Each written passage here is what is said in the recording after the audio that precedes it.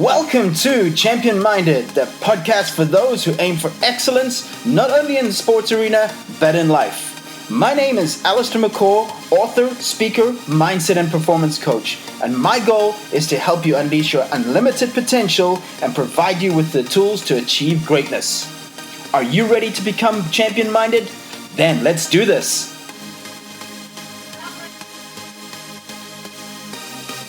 Hey everybody, welcome to the Champion Minded podcast, or welcome back to it. I'm Allistair McCall. In this episode of What It Takes, I have former soccer player Jay DeMerit. Jay played for the United States 25 times and also was the captain of Premiership club Watford. He retired in 2014 playing for Vancouver Whitecaps, where he resides today. And I've got to admit, I've followed a bit of Jay's career, but I didn't really know what it took for him to get to that stage. And guys, you're going to love this episode. Believe me, it is 100% champion-minded. Talk about a guy who maybe wasn't the most talented when he was younger, but took his opportunities. He made some tough choices, moved obviously overseas. The amount of times he was turned down, knocking on clubs' doors, and he finally made it obviously to the top of the top. He's played against players like Ronaldo, Bergkamp, Beckham, Roy Keane, all these amazing players. So an incredible career. I'm super excited to have him on the podcast today. We talk about his upbringing. We talk about the amount of sports he played as a kid as well, his influences. We talk about what it's like to face players like Ronaldo and Beckham. We also talk about mindset, and we talk about teammates and culture. So a really, really exciting episode today. Also, guys, just a little head up, there is some explicit language in this episode, so maybe if you have any kids or anything, just a little word of warning. So here it is. Without further ado, here is Jay DeMerit.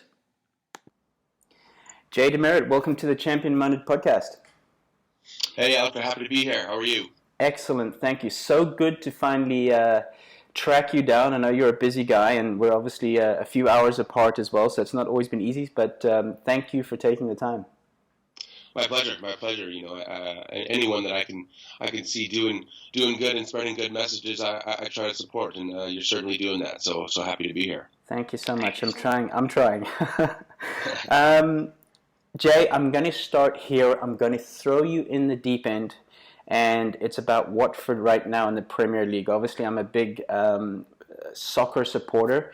That's another thing, by the way. Do we call it football or soccer? It's always so confusing because when you're in the States and you say football, obviously everybody is implying to NFL or college, and if you say soccer in England, you get absolutely beat up, right?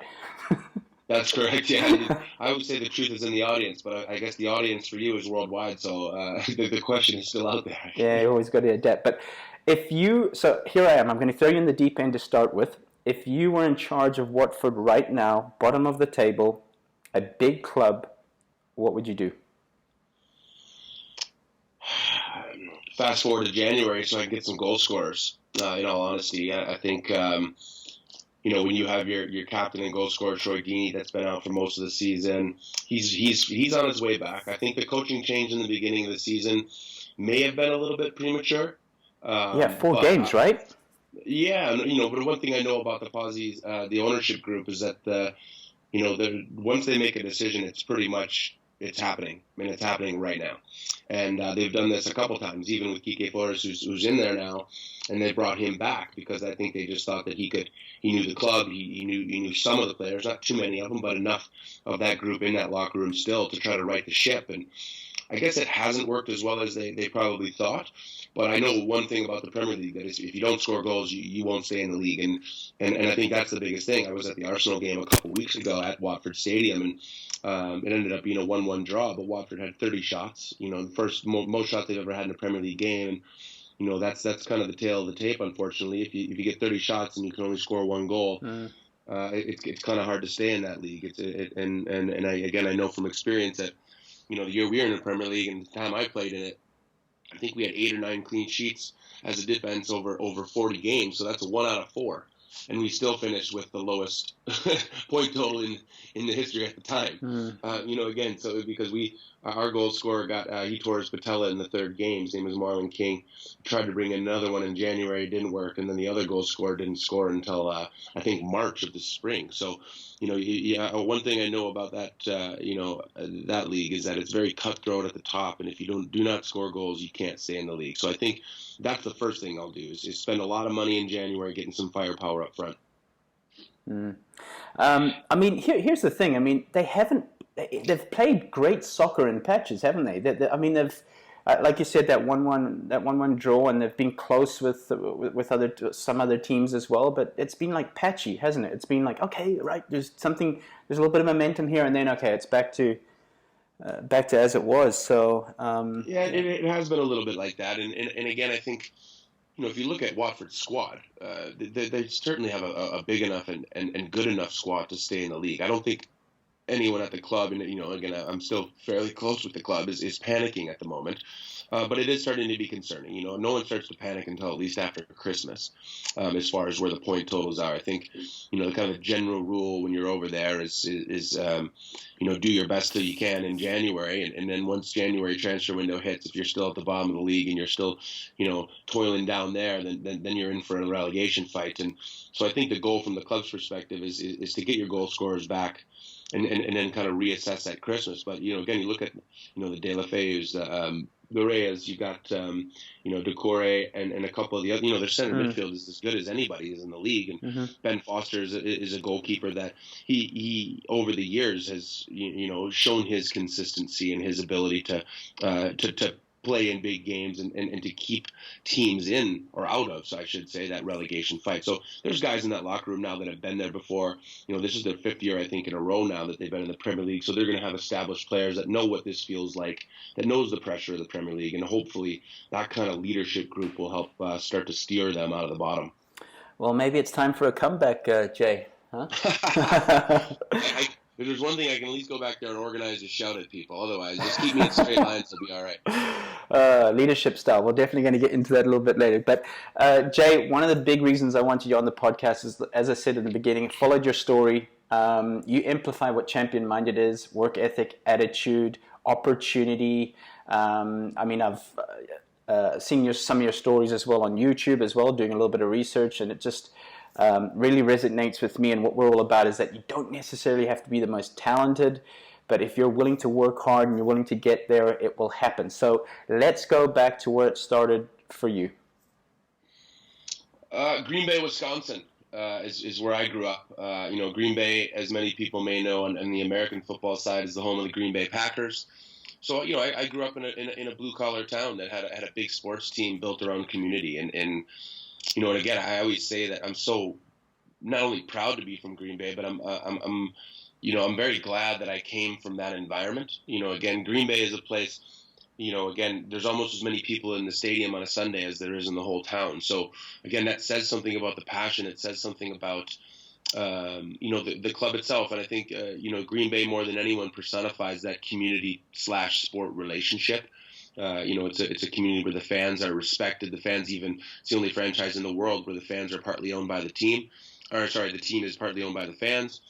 And that's the environment I grew up in. I grew up in a sporting environment with coaches and educators as parents. Both my parents are gym teachers, so I grew up in the gym playing a multitude of sports. And my grandma, my grandpa, my dad's side were all track coaches and football coaches, American football coaches. So I grew up on the benches. I grew up, with my dad and his high schoolers running track, and a little white-haired kid sitting on the bench and looking up to the big kids and all that kind of stuff. So, I was just like any other kid in a small town. I played all sports. I played soccer, basketball, track. I wrestled till I was 14 or 15. So, I was one of those kids, and even to this day, I'm sure we'll get into this later when it comes to parents and youth development as a whole.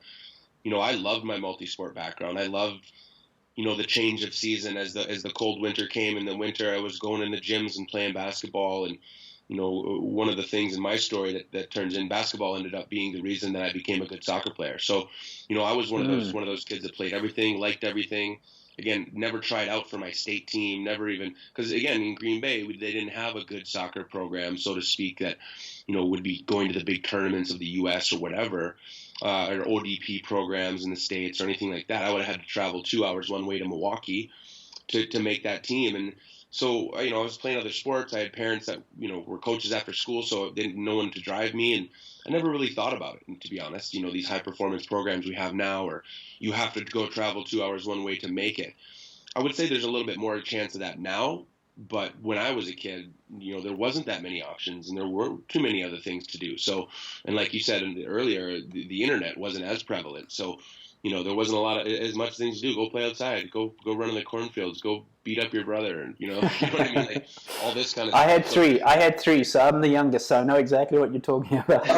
well, yeah, it was more like the other way around. Go get beat up by your brother. My older brother. I had one older brother who was 3 years older than me. So, yeah. Again, that also led into my mindset as a youngster. But overall, great support system, great family. I have fantastic parents that have always brought me around and put me in environments. But again, coming from an educator's background, both being teachers and being surrounded by teachers most of my life, it's they ask questions. They ask you how you are. They genuinely care about you. They're interested in your development. And I think I'm very fortunate to have grown up with those types of people around me.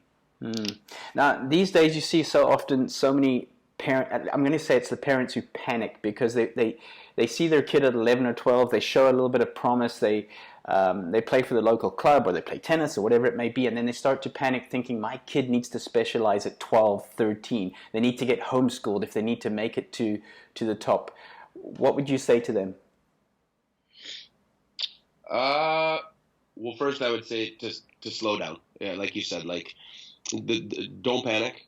This isn't, you don't get scholarships when you're 12, for one.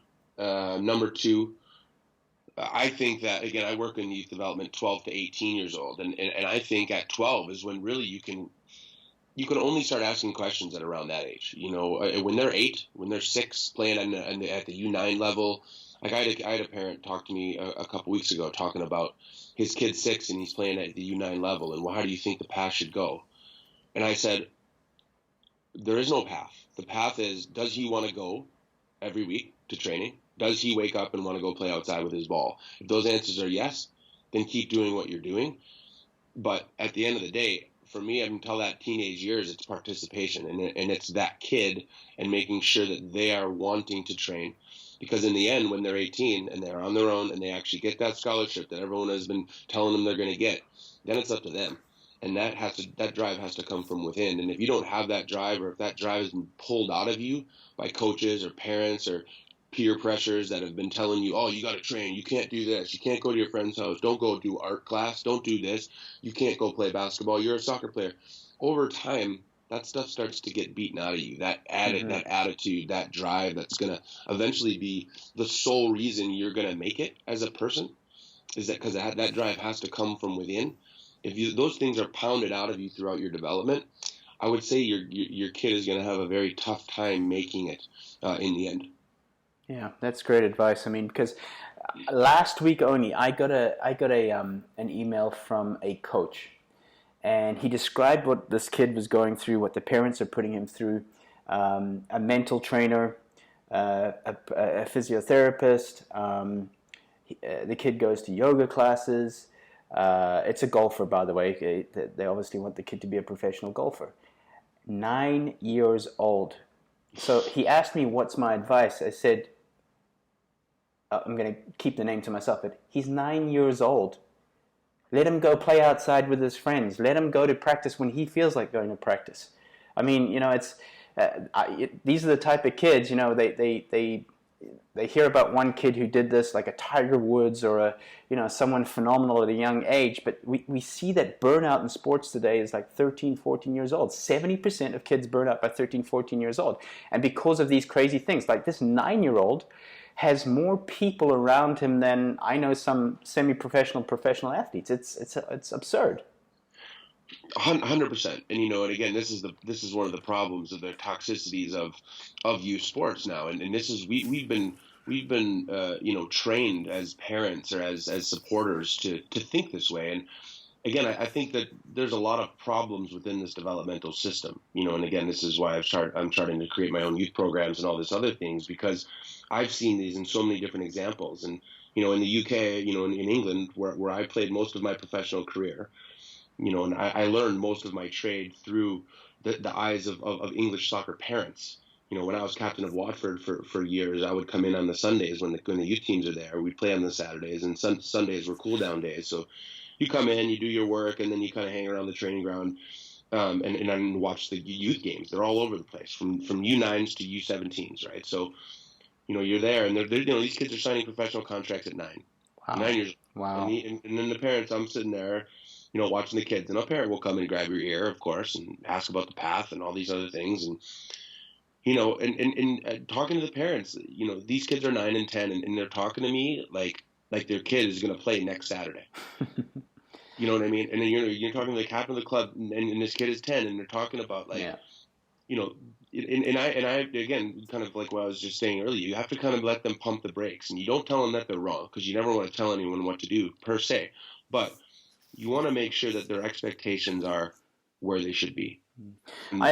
I find so much they'll put a kid who's obviously got some talent at that age on a pedestal, and I mean, obviously, what does that do for the kid's ego, and what does that do when it comes to developing a growth mindset as opposed to a fixed mindset? Because the kid knows he's good at that age, or she's good at that age, for example, and they almost feel they don't have to work as hard, but let me ask you this. Do you find a lot of the time that these parents are living through their kids, these kids that are, just as I explained to you there, that has all these things around them, and they're doing everything they can to make this kid a professional athlete?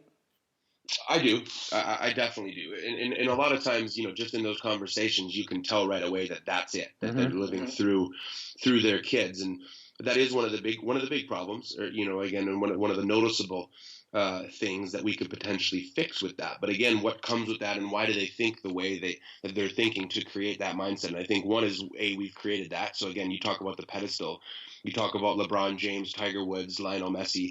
These are the guys that we're building our curriculums, I'll say that with bunny ears, curriculums on. We say, oh, well, if you're not going to train 70 hours a week, you'll never be Lionel Messi. And we need to stop that language, because if that kid is 10 years old, we'd already know if he was going to be Lionel Messi. And 99.9% of kids, I would say 0.9999% of 10, 11, 12-year-olds are never going to be those people, because we'd already know. Tiger Woods is on David Letterman at 3 years old hitting drivers. You know what I mean? Like, this is something that these phenoms, these once in a lifetime players, outliers, we're so fortunate to be able to witness. We should never consider ourselves as those people. Why are we creating our curriculums and our mindsets to say, you want to be like LeBron? You want to be like LeBron? Why don't we say, you want to be like Steph Curry? Why don't we say that? Yeah. And instead of trying to put these almost unforeseeable or unattainable mindsets or skill sets in there, because it doesn't matter how you could train 180 hours a week. You're not going to be Lionel Messi, and that's not a dig to the kid. It's not a dig to the parent. That's just the realities we have to live in to set our foundations. Because only when we set our foundations can we grow from that to become these players or these people that we want to be. And, we got to set our foundation somewhere. So why don't we set it with a realistic goal of, how do we get the most out of teamwork, leadership, communication until that kid's 17 years old and makes his own decisions? Great advice. Jay, let's go back to your journey. I want to go back to around the age of 19, 20, because that's when I think you first went to the UK, right? It was a little bit later than that. Okay. I went to university first. So I was just like any kid. I wanted a college scholarship. That was my goal. I wanted to, I felt I was good enough. I knew I was from a smaller town. I didn't have a lot of, background in the sport, but I knew I was pretty good at it in a way that gave me the confidence to say I didn't play ODP. I haven't really played good level club soccer, but yet here I am getting a small Division I soccer scholarship to go play at University of Illinois Chicago, called UIC. It's in a small Division I conference in the Midwest. UW Green Bay was my other scholarship offer, and that's where I'm from. So again, do you want to have a mindset of being the big fish in the small pond and going and living in your hometown and being the big dog that you got the scholarship for your hometown team? Clearly one path. no problem. I like that path. There's a lot of kids that choose that path, and there's certainly nothing wrong with that path. But I was one of those kids that's like, what, Chicago? I can go live in Chicago? Big city, big teams, big ideas. I'm always attracted to those things. Those crazy, environments that I don't know if I'm gonna fit into. That's kind of the way my mindset goes in kind of anything. And I was like, okay, I could stay in Green Bay and and be in my lane. But where am I going to go from there? Am I growing? Am I someone that's going to challenge myself, or should I put myself in a place like Chicago with Gatorade Players of the Year and ODP players, and where the best of the best go in and around the Midwest? Chicago is one of those hubs. St. Louis is one of those hubs. The best players go to those places to get the best challenges within their youth development setups. And so I decided as this kid to go there. Not to mention from an academic side, they had a design program in industrial design. So my brother's college roommate was an industrial design major. So I would see his drawings and look at his models when I go visit my brother at university. So I thought that would be kind of cool, and that's always good advice for kids too. It's not just about the scholarship. It's about what are you going to learn while you're there. And because again, if we're talking realities here, 95% of those kids won't make it either. So again, we still always have to live in reality. Dreaming big is a part of the program, no doubt, but we still have to live in the realities that we're capable of at that time. And I was capable of getting a small scholarship and being the underdog, but going to school for design and a thing that I really wanted to. And that relationship, that formula for me was enough. And off I went to Chicago and really started challenging myself. And as an 18, 19-year-old, playing soccer every day for the first time. And that was both good and bad, because not only did I realize that I still had a long way to go, but in a way it was positive because I knew that I was already starting to compete a little bit at a pretty decent level with very limited experience. Interesting. Now, let's fast track. Let's move forward to your move to England. Did you straight away get signed by Watford? Were you scouted, or what was the process there? Well, I mean, those that don't know my story, it's pretty crazy. Again, as a 23-year-old, when I first got to University at Chicago, I got recruited as a forward, so I was a goal scorer. I was the guy that played up front. First preseason tournament, we had an injury and a red card to two of our defenders. We played a 3 marking back system. And again, I was talking earlier about how basketball saved my soccer career. My job on the basketball court was to mark their scorer, their Michael Jordan, their playmaker. So I had this defensive mentality built into my brain and into my actions, but I had no idea that I could transfer that to a soccer field until that preseason tournament when the coach was like, "Hey, freshman, we don't have any players left. You seem like the best athlete we have, and you're not very good up front. So why don't you try in the back?" So I played that preseason tournament, and within 3 games, I realized that for 18 years I've been playing out of position, and I kind of hit the ground running as a defender and made the team. I started as a freshman, sophomore, junior, and and senior. Made 2 NCAA tournaments. Ended up being honorable mention All-American my last year at university in Division I. So I thought, I'd get tryouts or maybe I'd get picked. And you get invited to some combines and whatever. And I didn't get picked. I was one that got, passed over. And so technically the world told me that I wasn't good enough. The scouting reports didn't come in on me as a way that I would play pro. So again, that's the first crossroads we get as professionals. Most times somebody will tell you that you're not good enough, or somebody will tell you, "Ooh, well, you're good, but we're going to take this person instead," and that happens a lot. And I think when I wasn't always the first one picked, so I know what that felt like.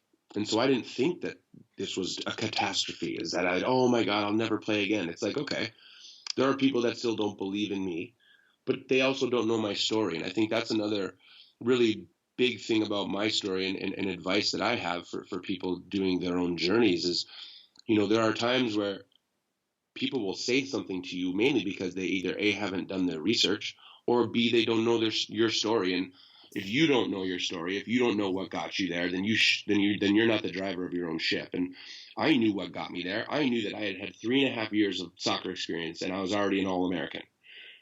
So scouts are going to look at me and go, "Oh, he's only got 3 years experience. He's probably not going to be a good enough player."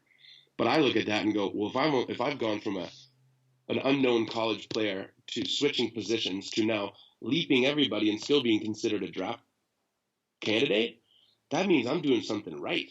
What happens if I get another 3 years of that same training, of that same mindset? Instead of saying, oh, shit, my career's over, I go, what? Okay, I made it this far already. What if I just take this upon myself because I know my story and keep doing the same thing, keep working hard, keep understanding what I'm not good at, keep understanding that every time I take that field is a new opportunity to shine to a scout or to somebody else. And within those games, again, I was in conversations to be pro, so I knew I was good enough. It's just I didn't get picked.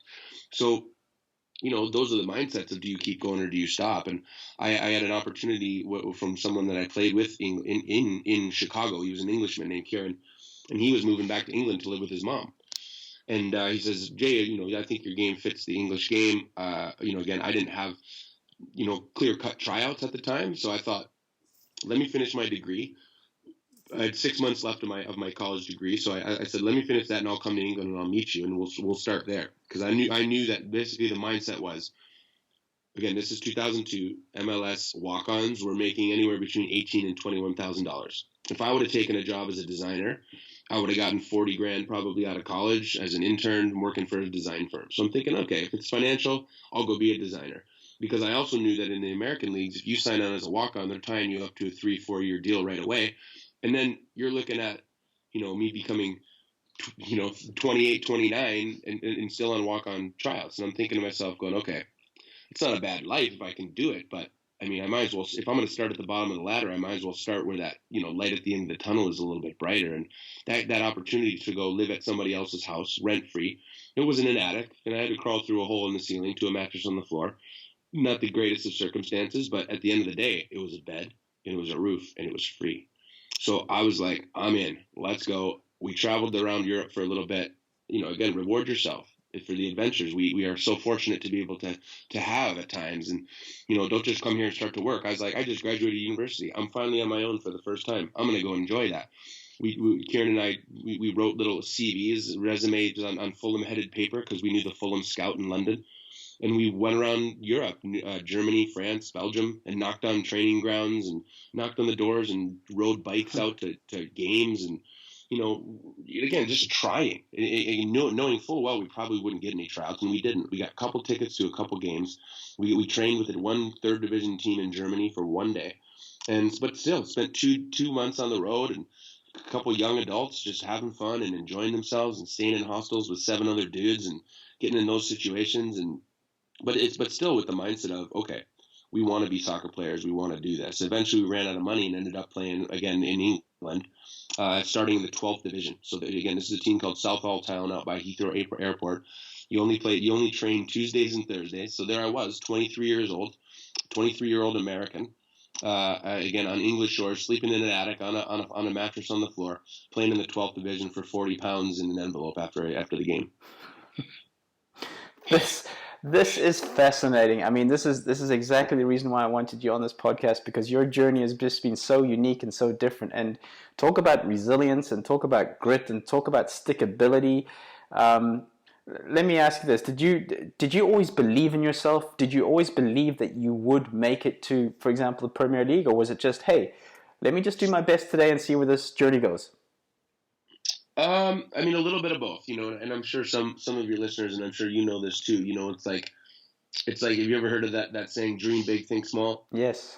So the dream big, think small is the same type of mindset that I kind of have carried. And so I went to Europe with the mindset of travel reward, but also with the mindset of I'm going there with purpose. I do believe that I'm good enough.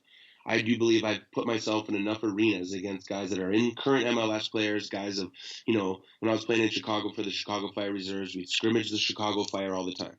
So you got guys like CJ Brown, Hristo Stoichkov, these guys that have played in World Cups, and I'm playing against them and going, okay, I'm doing all right here. And again, I understand my story. I know that I've had limited experience. I know that I'm a little bit behind the 8 ball right now. I know that these guys in front of me have way more experience than I do, but I'm still here and I'm doing okay. So for me, that was always a check mark, keep going. And the same thing happened when I got to England. And again, the mindset of England is that, you're in this concentration of 96 professional teams, 12 different 12 plus leagues in a landmass about the size of one U.S. state. So if you think about the net and about being seen, about the scouting networks, about putting yourself on show so that you might be able to get that look that you're looking for. There was no better place for England, especially if I had an opportunity to have a roof over my head and do the other stuff. So again, those are all the things that weighed into my mindset of, am I doing the right thing? Am I making the right choices? And yes, dire circumstances, again, can be looked at that. But I think of that as great circumstances. I'm living in a foreign country with the roof over my head, and I'm still making enough money to buy me a beer on Saturday and food for the week.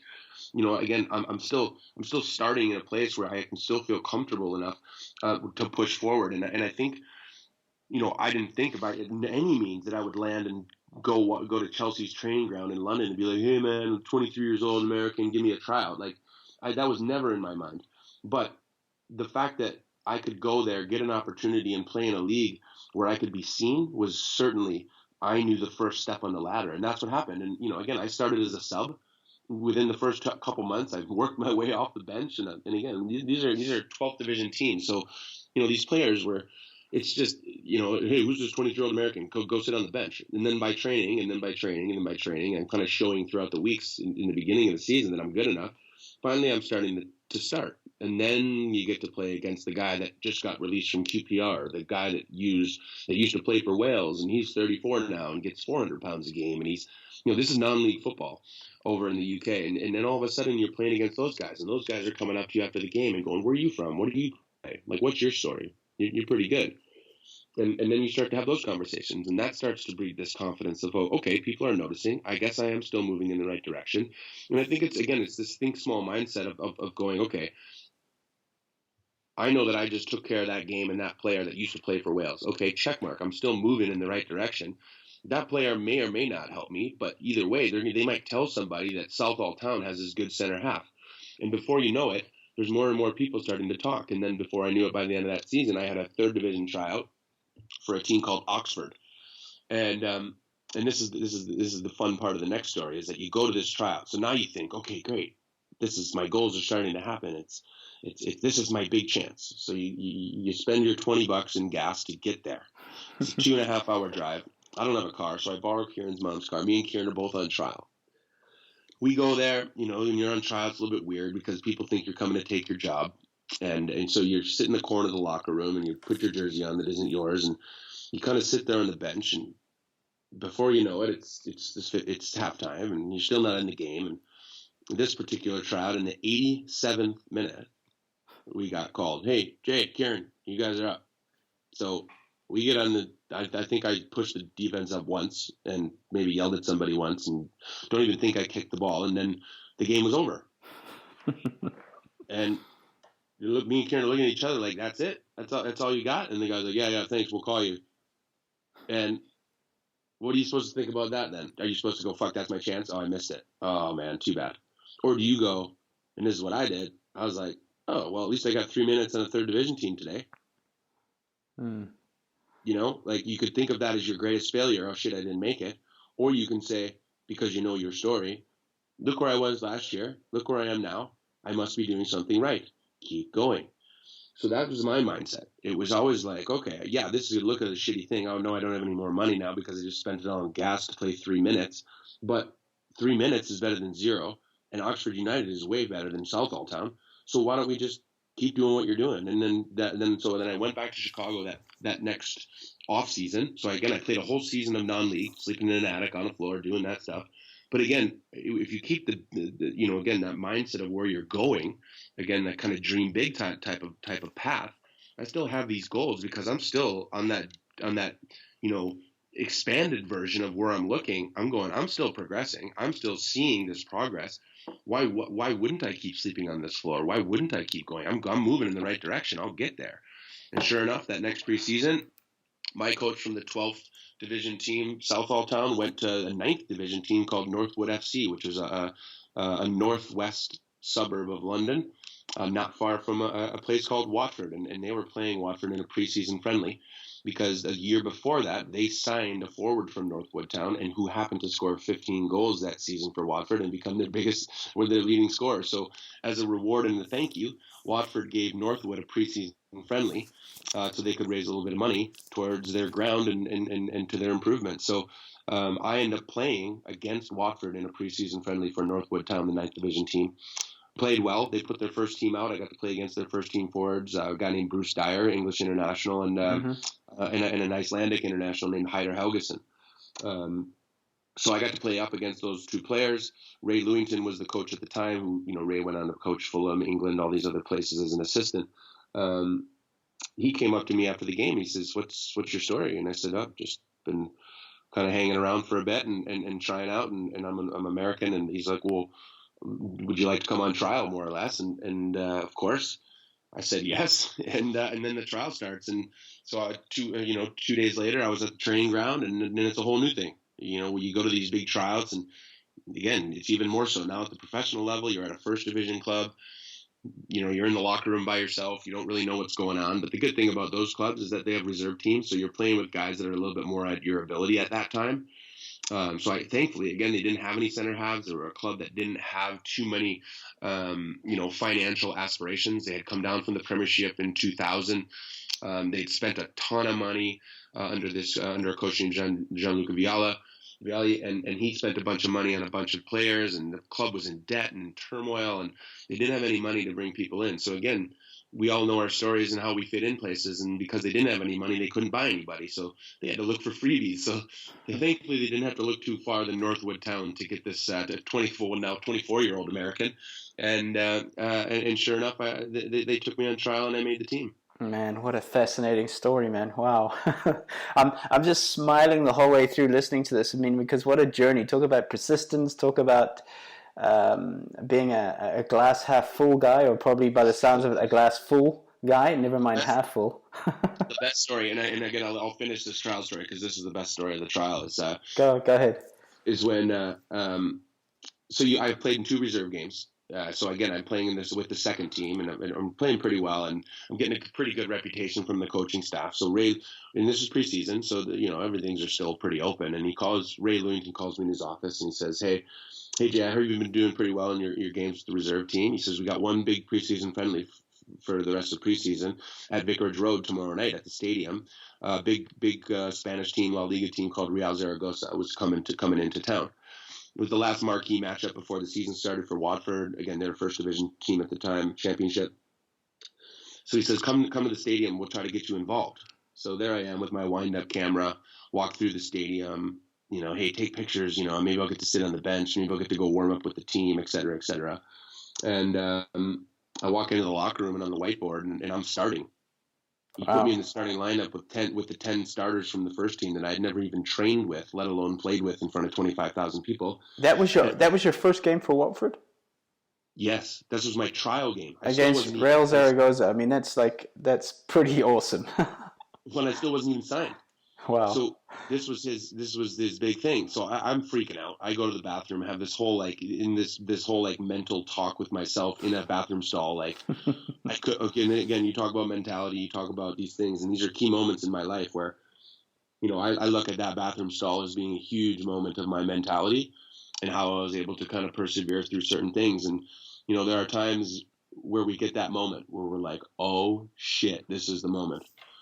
And you could easily go to the easy part, and that's why didn't he tell me? How am I going to go play well? I'm not ready for this.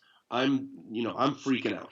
There's all these negative terms and negative mindsets you could go into to say, I'm going to make a mistake. I'm going to fuck it up. What's he doing? You can blame the coach by not telling you. I've never even played with these players. What are they going to think about me? And there's all these ways you can push left, but you can actually go, and this is what my mindset eventually turned around to, is this is why you've been sleeping on a fucking floor for the last year and a half. This is why you've been taking cash in an envelope, playing a name that's not yours to get your foot in the door. This is why you wake up in the rain in England 8 months a year and go train by yourself and kick balls up against the wall to work on your touch, so you're ready for this moment right now. And that's what happened. And I walked out with 10 other guys I'd never played with or trained with, and played well enough for Ray Lewington to give me my first contract. Wow. Incredible. And then you obviously went on to captain the team as well, so to lead a Premiership team. Yeah, and that's the thing. Again, you think dream big, think small, and that's the thing. So now you make the team. first thing now you make the team, and then you go, okay, how do I play? And then from there you go, how do I consistently play? And then from there, how do I lead? And then once you lead, how do you be a captain? And then from there, it's the same idea, and that goes throughout my whole career. Mm. Now, did you get your first US cap once you had signed for Watford? I didn't get my first cap until I was 27 years old. So I had played. I'd played 2 full seasons of the championship. There was a little bit of a grumbling from Bruce Arena, but it was the last stage of the World Cup, so it was in the final 2 years. So most coaches don't really bring in a ton of new players. And again, Bruce Arena at the time had a pretty good U.S. squad, so he didn't touch me. He didn't. And it's funny because that year, the 2006 World Cup was in Germany, and I had just scored the playoff final goal to get Watford promoted to the Premier League. So there I was, a Premier League player, an American, and I wasn't even an international player. Now, during your time, was Alexei Lalas, was he playing, or was he just before you, Jay? He was just before me. He was just before you, yeah, because he played centre back, didn't he? He did, yeah. He played midfield and center back, so he was kind of all over the place. But again, these kind of guys were the real, trailblazers for me, like the Ronaldos, the Lallases, the Kobe Jones, John Harkes, and Claudio Reyna were 2 Americans playing in the UK. Brian McBride, Carlos Bocanegra, Casey Keller, Tim Howard. These are the kind of players that I was now playing against. No one in America or in the world had ever heard of me, the other American guy. Who the hell is this guy? But again, I always found it pretty funny, but I also found it pretty awesome. And I'm one of those guys that will put his head through a wall before he even thinks about it. I just think that it's something that I knew that I know and that I'm capable of, and I'll just go and do it, and we'll worry about the accolades later. And that's kind of the way it worked from the beginning. It's like throwing yourself in the deep end. As long as you can swim, you shouldn't have anything to worry about. Now, I have a friend up here in West Palm Beach who's a avid soccer fan and plays in a recreational league as well. And I told him I was going to be speaking to you, and he said, "Wow, okay, you have to ask him what it was like to play against Ronaldo." And I've also got 1 or 2 other guys I'm going to ask you about as well. What was it like facing Ronaldo or marking Ronaldo? Ronaldo, I played against Ronaldo in his Man United days. So I played against him over 2 seasons. I think I got to play against him 3 times. And he wasn't exactly the same Ronaldo as he is now. He was still young. He had come over from Portugal. Remember when he first came to the UK and he was diving a lot and he wasn't as strong as he was, and that's kind of the time when he started to get a little bit of a reputation, but then he got tougher, and it was right in that transition. So when we played against him at Old Trafford, that's when you first start to understand that this guy he's probably the best athlete that's ever played soccer or football in history. This is a guy that's 6'1". He's slashy, he's pacey, he's got good feet, he can go right, he can go left, and then he's got this nose for goal too. So you can't beat him. He's one of those guys, that really all you can hope to do is disrupt him. And for me as a defender, and again, you talk about the best players in the world, from the Messis to the Ronaldos, and when you're on the field with them, they're so elusive that you kind of have to take the mindset of like, you can't beat them. It's just like the Michael Jordan thing. You can't. Good offense always beats good defense, but you can't beat him. You can only hope to contain him, and that's the idea. And for me, it was always about disrupting rhythm. So if he likes to get the ball in his left and run at me at speed, what can I do to make that not happen? So now it's like, do you get closer to him as the ball starts to come so he can't run at you? But then he does that and he takes 1 touch inside, and now he's beat you on the inside. So you just kind of feel like you've already said you're the younger brother. Remember when you used to play rugby or soccer or do all those things with your older brothers, and you just feel kind of like you're chasing shadows, like you're trying extra hard to play against your older brothers, and you love it, and you're like, oh, I'm so happy to be out here with these awesome players that are better than me. But then you're chasing shadows, you're missing balls, and you kind of feel like a little bit inadequate. Yep. That's kind of what it feels like when you play against the big players like Ronaldo and Messi. You kind of feel like you're there. You kind of feel like you're expecting it a little bit. You're happy to be playing against these amazing players, and you're happy to be sharing the field with them. But you do feel a little bit out of sorts, and that is the elusiveness of the world class player, is that they can do things on a plane that you've never seen before. So it's hard to prepare for that. Okay, next one, Roy Keane. I got to cut two games against him. Leadership. You talk about leadership, and you talk about an aura of someone that commands people's attention. When you talk, when he talks, they listen. When he says something, he means it. And in the end, it was just like, this guy knows what he's doing. And that for me is leadership. Leadership is, you look at somebody and you see a confidence, but you also see that I know what I'm good at and I know how to lead these other people and what they're good at. And I think that was what I really liked about Roy Keane is that it was this ability to like pull strings while knowing fully what he was bringing to the field, but he knew exactly what was going on around him. He wasn't the fastest. He wasn't always the best, in these areas. He was a connector, but ultimately his best quality was his leadership. And that was shown through so many different ways, from the big center halves that he would yell at and just cower at a little bit. You know what I mean? Like the Nemanja Vidic, who was one of the best, one of the best center backs of all time. The way he listened to a guy like Roy Keane. It was something that I was it was very noticeable, to have that leadership ability, but to have that listening power where the best players in the world would literally shrug their shoulders and do whatever it is you ask. That for me was the true respect of a leader. Yeah. Now, let me challenge you on this one. Roy Keane today, would he be able to lead the same way in a team in 2019 as he did back? Okay. I honestly think that Roy Keane would retire, because he would pull his hair out so much that he would be like, I can't do it. I can't handle it. And I mean, I had microcosms of that in my final years in Vancouver in the MLS, where, again, we come from different schools and backgrounds and mindsets. And the mindset of the young player now, or even the young pros, so say like the Sterlings of the world right now, these are incredible players. These are incredible athletes. But if Roy Keane was to go up against him and yell at him or tell him that he's this, or challenge him in a certain way, he wouldn't respond. I don't think that you'd get the response that he used to get from the Vidiches of the world. I don't think so. I think that he would pull his hair out and be like, I can't lead these people. Because they won't listen, or they don't understand. Is it a softer generation? 100%. 100%.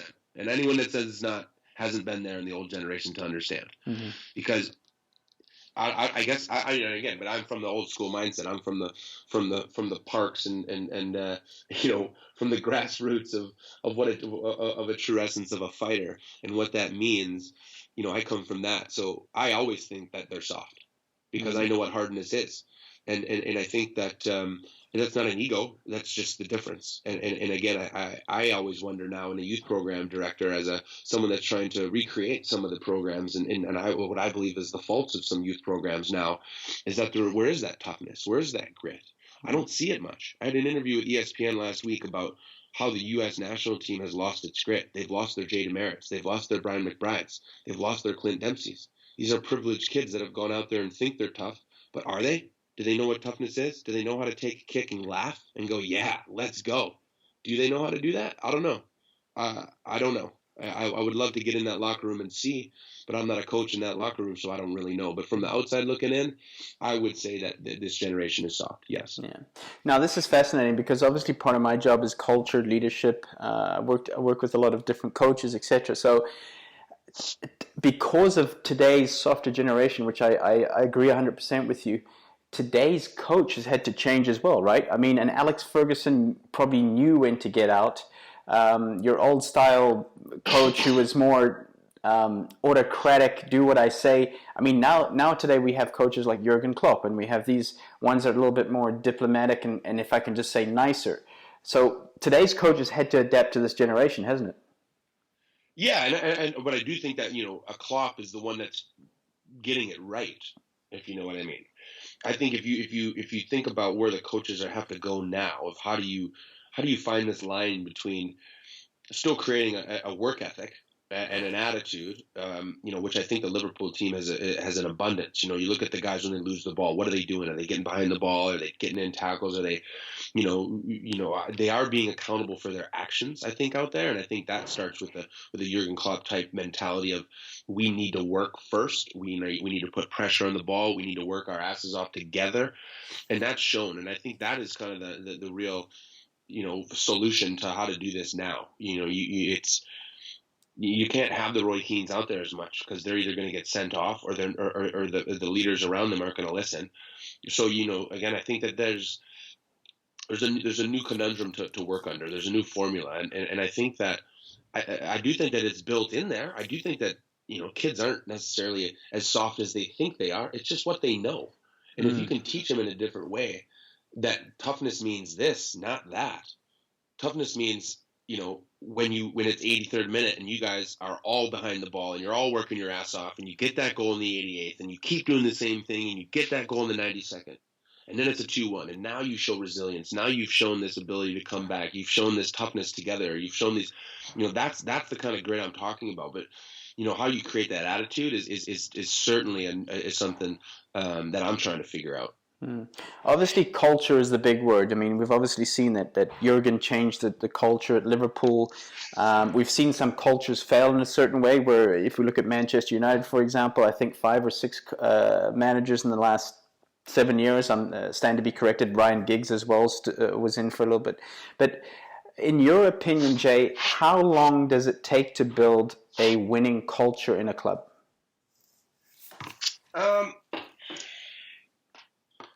I think it has to do with the players. Again, I think players create, coaches set the culture, players create it. And I think when you get the right players that can infiltrate that culture, with a manager that wholeheartedly believes in it and is truly set on this is what it is, I think Klopp, being the German that he is, would probably have a very detailed plan about exactly how he wants his people, exactly what happens at each part of this game when this game changes from this to this to this to this. I would imagine he's got a pretty stern approach as to how that works. But any good manager knows that you can do whatever you want before or after the game. But when that whistle blows, it's those 11 guys out there that are responsible for your message that you've created all week. It's not you. You're gonna have to make changes as a coach on the fly sometimes, but for the most part, it's the players that have to do the talking, so to speak, or to create that environment that's basically been led by the coach. So the coach has to create the culture, but then the coach creates the idea, but then the players are the things that create the culture. And I think he's found players that have come in and done that very well. I think he's found, again, that's about team management as well. That's about finding the right players that fit into your system. Mm-hmm. I think Man United has taken some chances on some players to create that so-called system they want to create. But is there really a system? Have any of those players come in and become that? I don't think so. And I think that's why we found this disconnect. And I think, Klopp's done a very good job of finding the right guys that are going to fit into the world and the mindset that he creates. Now, Joe, this has been an amazing podcast, and thanks for taking the time. I want to be respectful of your time, so 5 more minutes, is that good? Of course, yeah. I talk a lot, so. well, I love it. I mean, I could sit here and talk to you all afternoon, to be honest. So, you just look at Klopp, for example. For me, he's changed coaching. Like, for example, you look at him after a match, a game, win or lose, he goes around to each player, not only his own players, but to the other players. And you see how the other players embrace him as well. And probably back in the day, let's just call it Roy Keane's day, your day, you didn't want anything to do with, anybody else except your team. These days, you see Klopp, he goes to every single player. They embrace him with a hug. They have a little chat. His interpersonal skills is just exceptional. Yeah, and again, you can see that by the way the players hug him. Not only his own players. Yeah, exactly, and you can see that respect is there. I think that is, again, the major foundation of why the Peps and the Klopps have this incredible amount of respect with 26 or 28 of the biggest egos in the world. That the management of that is an incredible skill. How to manage ego is the best skill a manager can have in the modern day game. Oh, we need another podcast for this one, Jay. Oh, yeah, 100%. Well, and even as a captain, and again, I've learned a lot how to manage egos over the years in locker rooms because, it's all this whole idea of, each of these players of my 28 are totally different in their mindsets, in their skill sets, in whatever it is that they're bringing to this group. Now, I also know only 11 of these guys can play. So how am I going to keep 28 of you guys happy? Like that's the real formula. That's the real idea of how do you keep the real genius of what a Klopp and a Guardiola can do. How do they do that? They get hugs like that, and these guys are on the bench. you know what I mean? Like how does and these are players, that could probably go to any other team in the Premiership or La Liga. Exactly. So that's where the real for me the real answers are. Is like, what are you doing behind the doors to make sure 28 guys are smiling and hugging me with passion after the game, win, lose, or draw? And I think that's the true secret. How they do that, again, I try to watch videos and things like that, but again, that's the strength of the man. I think, in my opinion, one of his qualities are that he lays out the expectations beforehand. He doesn't. There's no false promises. There's no, listen, you're going to start every week. That he's probably saying, listen, you're probably going to sit in the bench half the season, maybe even more. Are you willing to do that? Are you in for the long run? Because I think there's nothing worse than you assuming that you're going to start and then you end up sitting on the bench. And of course you're going to get discontent. But I think one of his qualities are just, like you said, clarity. Maybe it's a little bit of the German background again. Details, clarity, good communication, expectations. I think that's the big one. Yeah, no, 100%. And again, and it sometimes it can be as simple as, and this is what A.D. Boothroyd was one of those guys. He's the manager that got us promoted, and he was the best that I've worked with, of like the old arm around, let's go for a quick walk and a chat. You know what I mean? Like he'd grab players after training, and he'd always put his arm around them, and he'd walk them down the sideline, away from everybody else after training, and you just have very quick conversations. This isn't a, hey, let's go have a heart-to-heart for 20 minutes. It's okay, here's my expectations. I thought you trained well this week.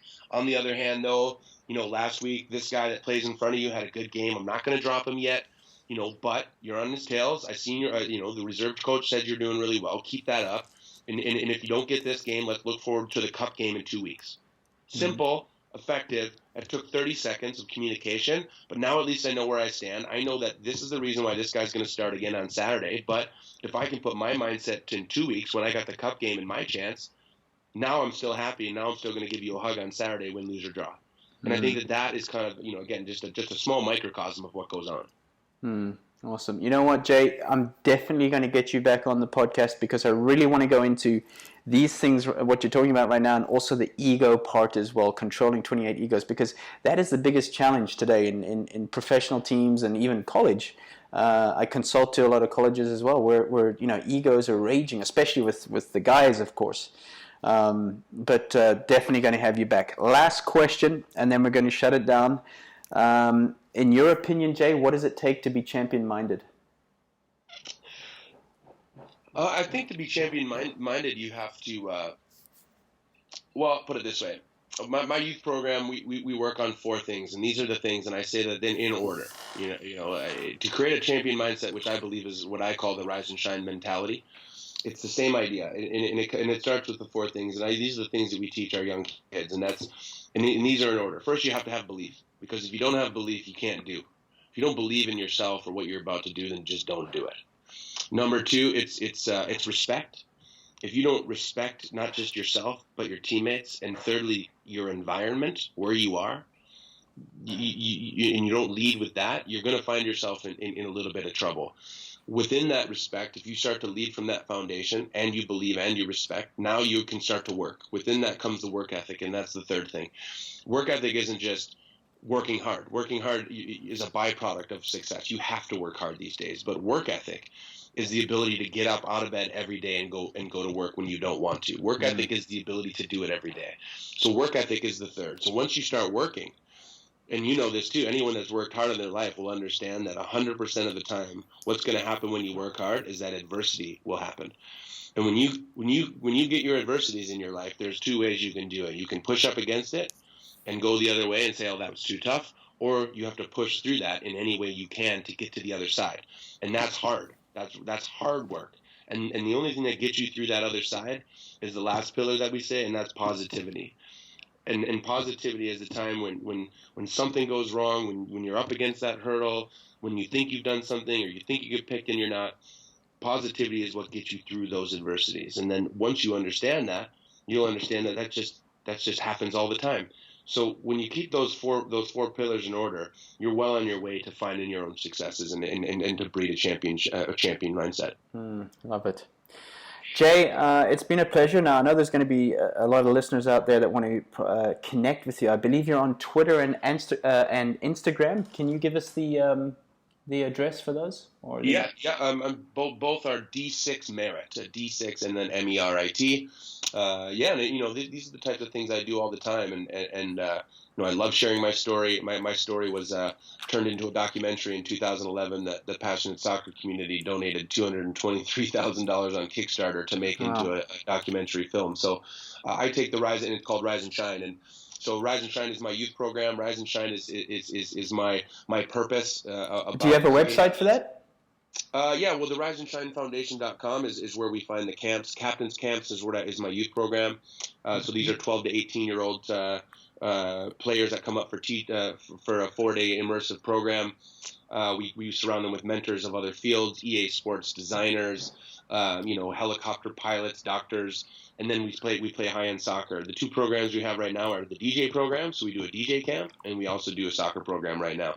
And we're going to bring in other youth programs around from other skill sets, and then the coaches from those skill sets coach, and then the mentor wheel always turns. And so the kids are always going to find out what skills they're good at, but then they're going to meet other mentors that are really professional at whatever it is they do and learn about this well-rounded mindset, which hopefully can create the seeds that are going to go create this championship mindset the champions mindset that you talk about.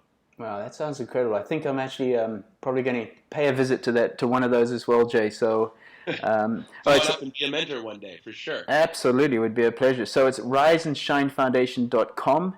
RiseandShineFoundation.com is where you find all their camp and foundation information. Mm-hmm.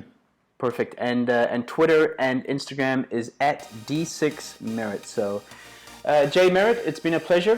Thanks so much for coming on. Thanks, Allistair. Anytime. So guys, I hope you enjoyed that one with Jay. I certainly did. I mean, how inspiring the amount of persistence that he had to get to the very, very top level. Really inspiring. Remember, this podcast is available on iTunes and on YouTube. Connect with me on social media at Instagram, Be Champion Minded, on Twitter, at Allistair McCall, and on Facebook, Allistair McCall page. So, until next time, remember, you were made for greatness. Now go do the work. Stay champion-minded, my friends.